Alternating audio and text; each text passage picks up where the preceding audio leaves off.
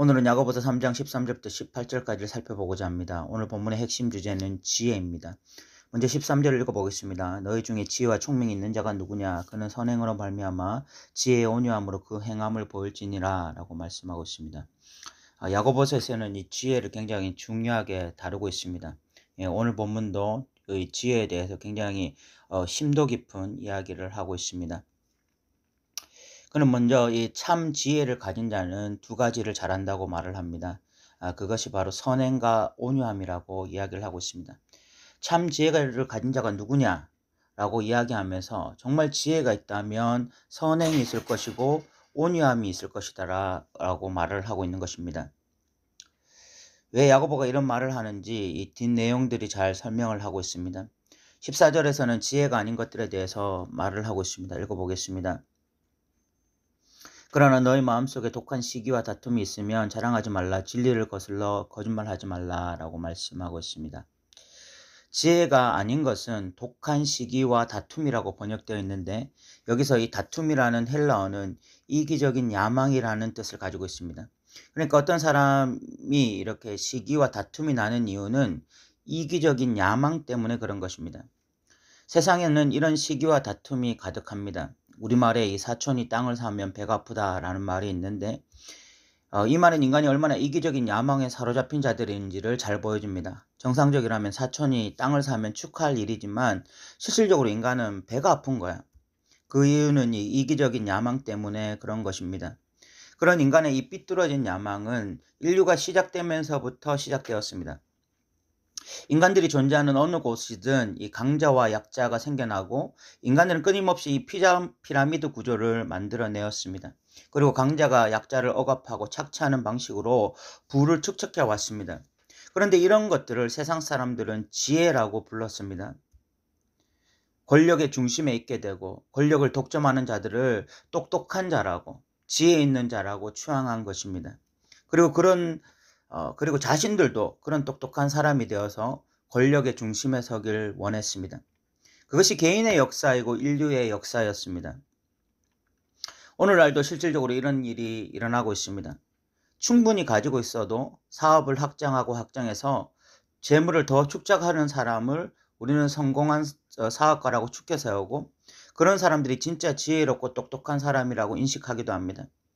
부동산 이 시세에 밝아서 투자를 잘해 부를 축적하는 사람을 보면 자신도 저런 지혜가 있어서 부를 축적하기를 소망하기도 합니다. 처세술이 뛰어나서 이 사람 저 사람에게 로비를 해서 높은 자리로 올라가는 사람을 보면 자신은 바보 같고 그 사람은 똑똑해 보이기도 하고 자녀 교육에 대한 정보가 많아서 이리저리 조사하고 알아봐 열심히 좋은 학원 보내고 사교육 시켜서 인류 대학에 보내는 부모를 보면 어떻게 저렇게 똑똑할까 감탄하기도 합니다. 그런데 이 모든 것의 기저에 이기적인 야망이 있다면 성경은 그것을 결코 지혜라고 말하지 않는 것입니다. 세상에서는 지혜인 그것이 성경에서는 지혜가 아닌 것이죠. 야고보는 그래서 이렇게 말합니다. 진리를 거슬러 거짓말하지 말라. 그런 것들을 마치 하나님이 주신 지혜인 양 포장하고 하나님의 축복이고 은혜인 양 떠들어 대어도 그것은 다 거짓말이라고 야고보는 말하는 것입니다.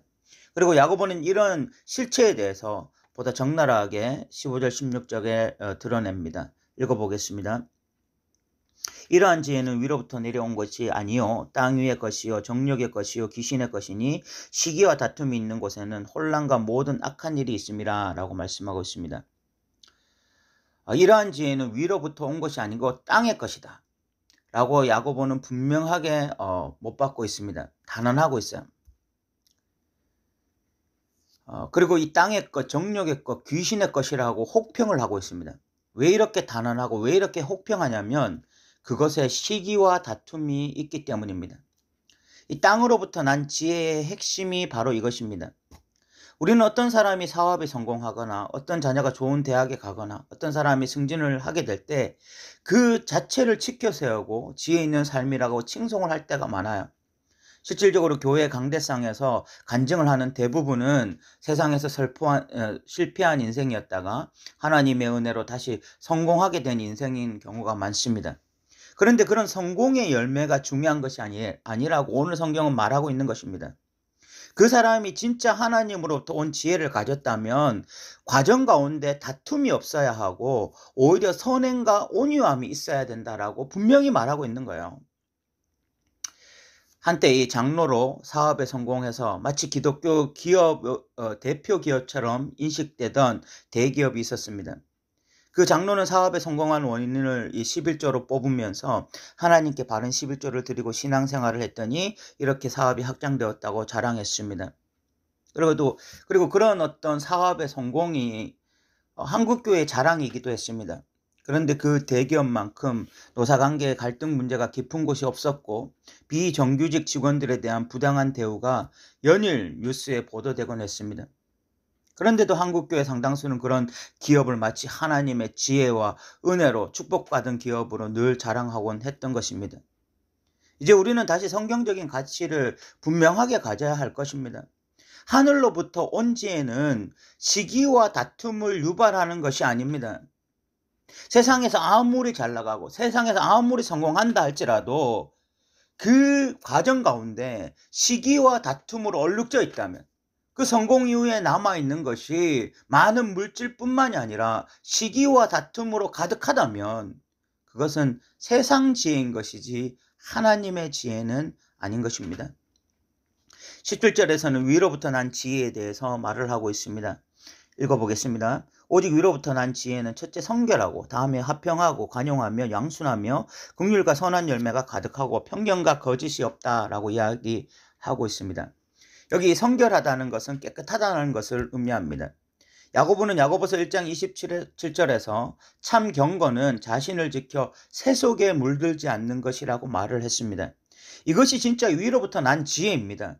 자신을 지켜서 늘 이 깨끗하고 성결한 신앙생활을 하는 것, 이것이 진짜 지혜예요. 그런데 이것은 남들이 알아주지도 않고 인정하지 않을 수도 있습니다.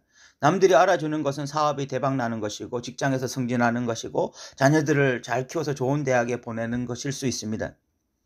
그렇게 하면은 남들이 똑똑하다고 지혜롭다고 인정해 줄 수 있는 것이죠. 그런데 자신을 지켜 성결하게 한다고 누가 알아줄 수 있겠습니까? 그런데 진짜 지혜를 가지면 남들이 알아주는 것이 중요한 것이 아니라 자신이 신앙생활 똑바로 하는 것이 중요하다는 것을 깨닫게 되어져요. 남들에게 인정받기 위해서 사는 삶이 아니라 하나님께 인정받기 위해서 사는 삶이 되는 것입니다. 이런 사람이야말로 진정 지혜로운 것이죠. 두 번째는 화평, 관용, 양순, 긍휼을 말하고 있습니다. 이는 다 유사한 것입니다. 화평이라니 관계에서 오는 평화를 의미하는 것입니다. 이기적인 욕망을 가지면 상대방은 내가 밟고 올라가야 할 경쟁자일 뿐입니다. 그런데 하늘로부터 오는 지혜를 가지면 상대방은 내가 섬겨야 할 대상이 되는 것입니다. 그래서 둘 사이에 화평이 이루어지게 되는 것이죠. 또한 이기적인 욕망을 가지면 상대방이 도움을 요구해도 바로 거절할 것입니다. 그렇게 상대방이 어려움에 빠질 때 자신에게는 기회라는 생각을 하게 될 것이기 때문에 그렇습니다. 그리고 상대방의 약점을 집요하게 물고 늘어지려고 할 것입니다. 그런데 하늘로부터 오는 지혜를 가지면 상대방의 이 약점은 공격의 대상이 아니라 관용의 대상이 되는 것입니다. 그리고 여기에 양순이라고 말을 하는데 이 원어의 뜻은 쉽게 설득당함이라는 뜻을 가지고 있습니다. 바보처럼 상대방의 말에 쉽게 속아 넘어간다는 뜻이 아니라 상대방의 말에 귀를 기울인다는 뜻입니다. 늘 이기적인 욕망으로 살아가는 자들은 남의 말에 귀를 기울일 시간이 없습니다. 왜냐하면 경쟁자는 지금도 다름질을 하고 있는데 언제 남의 이야기까지 들을 마음의 여유가 있겠습니까? 그런데 하늘로부터 온 지혜를 가지면 남이 보이기 시작합니다. 그 사람의 필요가 보이고 기꺼이 그 사람의 아픔과 함께하고 싶습니다. 그렇게 귀가 열리는 것이죠. 이것이 바로 양순이라고 하는 것입니다. 또한 편견과 거짓이 없다고 말을 합니다. 이기적인 욕망에 사로잡히면 자주 상대방을 쉽게 판단합니다. 특별히 그 사람이 가진 재력이나 지식으로 그 사람을 평가하고 싶고 그러면서 이 사람이 나에게 도움이 되는지 안 되는지 그렇게 사람을 편견을 가지고 바라보기 쉬운 것입니다. 그런데 위로부터 온 이 지혜를 가지게 되어지면 그런 편견을 내려놓고 그 사람 자체를 볼 수 있게 되어지고 그리고 또 거짓으로 그 사람과 관계하지 않습니다. 거짓으로 상대방을 모함하여 무너뜨리는 일, 그런 일을 통해서 성공을 원하지 않는 것입니다. 18절은 다시 화평이라는 지혜로 살아가는 자들은 의의 열매를 거둘 거라고 말씀합니다. 읽어보겠습니다. 화평하게 하는 자들은 화평으로 심어 의의 열매를 거두리라 라고 말씀하고 있습니다. 이 위로부터 온 지혜의 핵심 중에 하나가 바로 이 화평이라는 거죠. 그 왜 그런가 하면 결국은 이 땅으로부터 난 지혜의 핵심은 이기적인 욕망이거든요. 자신의 성공을 위해서 결국은 이 피라미드 구조 속에서 자기가 가장 높은 위치로 가려고 하는 것. 그렇기 때문에 이 이기적인 욕망으로 나오는 지혜의 모든 것들은 바로 인간이 만들어낸 그런 땅의 욕망이에요. 그런데 하늘로부터 온 이 지혜는 사람을 바라볼 때 사랑의 대상으로, 섬김의 대상으로 바라보기 때문에 그 화평을 힘쓰는 자들이 되는 것이고, 그것이 바로 의의 열매다라고 말을 하고 있는데, 이것은 하나님이 원하시는 삶의 방식이다. 그래서 진짜 지혜로운 자는 하나님의 뜻을 이 땅에서 이루며 살기를 원하는 자들이 진짜 지혜로운 자라고 오늘 성경은 말하고 싶은 것입니다. 오늘 우리는 위로부터 난 지혜와 땅의 지혜를 살펴보았습니다. 실질적으로 이 땅에서 잘 나가고 싶다면, 잘 먹고 잘 살고 싶다면 땅의 지혜가 필요합니다. 인류 대학에 가든지 사업 정보에 밟든지 부동산 시세를 잘 알든지 처세술이 뛰어나든지 학부모라면 어떤 학원이 탁월한지 요즘 잘 나가는 교육 방식이 무엇인지 알아야 할 것입니다. 그런데 그런 것에 이기적인 욕망이 더해지면 어떻게 되냐면 시기와 다툼이 일어납니다. 그런 정보들을 찾아다니면서 늘 생각하는 것이 남보다 빨리, 남보다 앞서, 이런 생각에 사로잡히는 것입니다. 그렇게 시기와 다툼으로 피라미드 구조에서 한 단계 더 올라가고 또 한 단계 올라가려고 힘쓰는 것은 다 땅의 지혜입니다. 이것은 땅의 지혜예요.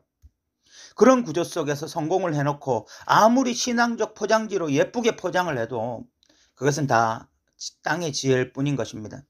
하늘의 지혜는 남을 경쟁의 대상으로 보는 것이 아니라 사랑의 대상으로 보고, 남보다 빨리, 남보다 앞서가 아니라 남들과 함께, 남들을 섬기면서 살아가기를 소망하는 것입니다.